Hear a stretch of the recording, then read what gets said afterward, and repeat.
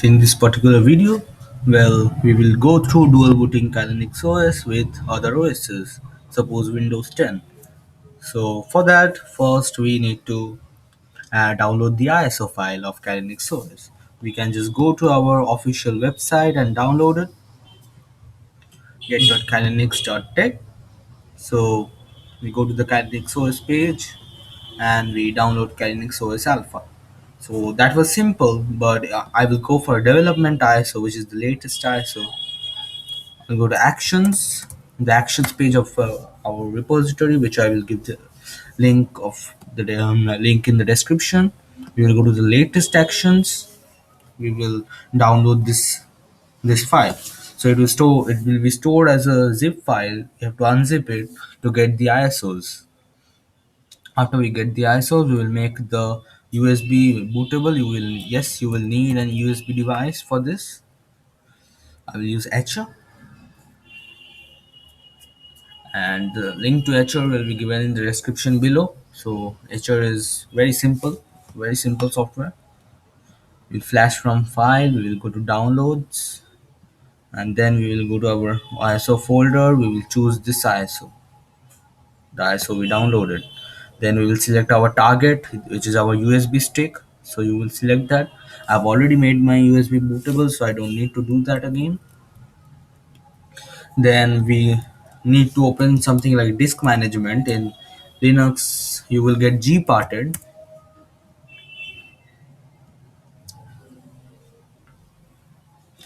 So, and we have to clear some space. Suppose what we can do is we can resize a partition. For that, we have to make a partition, and then we have to keep it unallocated. We won't assign any partition name or label to it. It will be unallocated, it will be unassigned. So you will just have to you have to just manage these partitions. Hope you have about 50 GB, at least 50 gigs of unallocated storage. Then we will go for a reboot. We would be rebooting the system. Before rebooting, you should know the key to move to your BIOS. My one is F2. I have an Asus computer and it's F2 BIOS. So this is my BIOS, and first I have to disable fast boot. Mine is already disabled, but yours will be enabled if you have a Windows 10 machine. So I will just disable it. Then you can even disable secure boot. Go to secure boot and secure boot control, etc. So you can disable that too, but it's not necessary for Kali Linux at least. So we will just exit the BIOS. You have to press F10. Actually, for my BIOS, you have to press F10 for exiting without saving. Sorry, with saving. So we will just press F10 here, save configuration and exit. Then I'm spamming the escape key continuously from a boot menu. So these keys may differ from OS to OS, from computer to computer. So we go to our SanDisk partition, which is our USB partition. Here for me it's coming. So here we are in our live environment. We have booted into Kali Linux OS live environment. So first we connect to Wi-Fi. For connecting to Wi-Fi, we just press this arrow key here, and this drags the Wi-Fi menu from where you can connect it. And if you have an Ethernet connection, it should be automatically connected. Then we use the Windows key and R. We press the both keys, then type in install sys. That will launch our Calamaris installer, which is our Kali Linux installer. So this is the GUI installer. We will go for next, and here we will choose our time zone. Mine is currently auto detected. Then English US is our key map. Then is the partitioning. So I will go for manual partitioning. If you are not dual booting and if you are just installing Kali Linux, you want Kali Linux to become your whole system, you can just press the erase disk. You can use this erase disk option. But I will go for manual partitioning.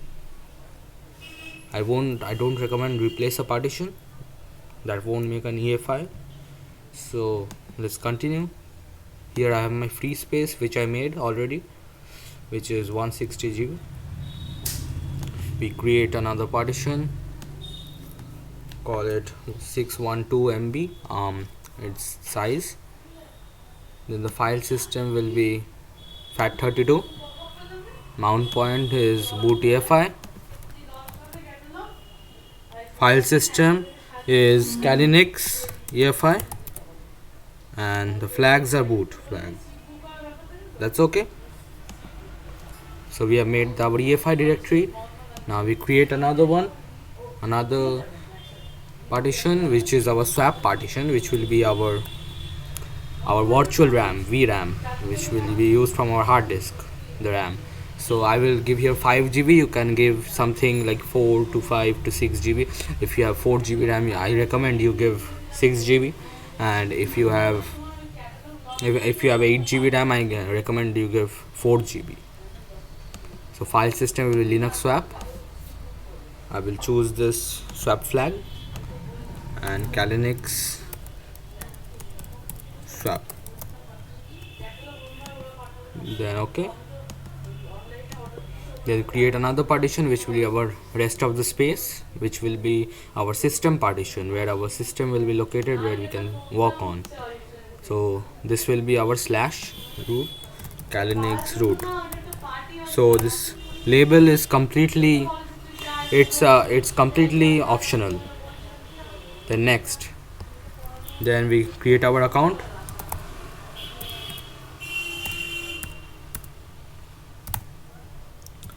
You would fill in your details, your preferred details. I will fill mine. Then we go for next. We click next, and that will be done.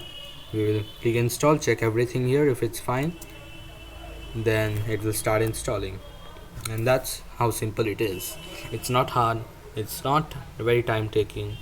It will install the partitions very easily and very quickly.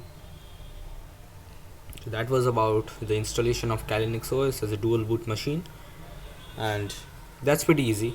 I even showed you how to give it a single boot, and that EFI partition, well, you have to make it only if you are using UEFI. So that's what we recommend you to use. We recommend you to use UEFI, but legacy hardware works just fine too. So we'll wait for the installer now.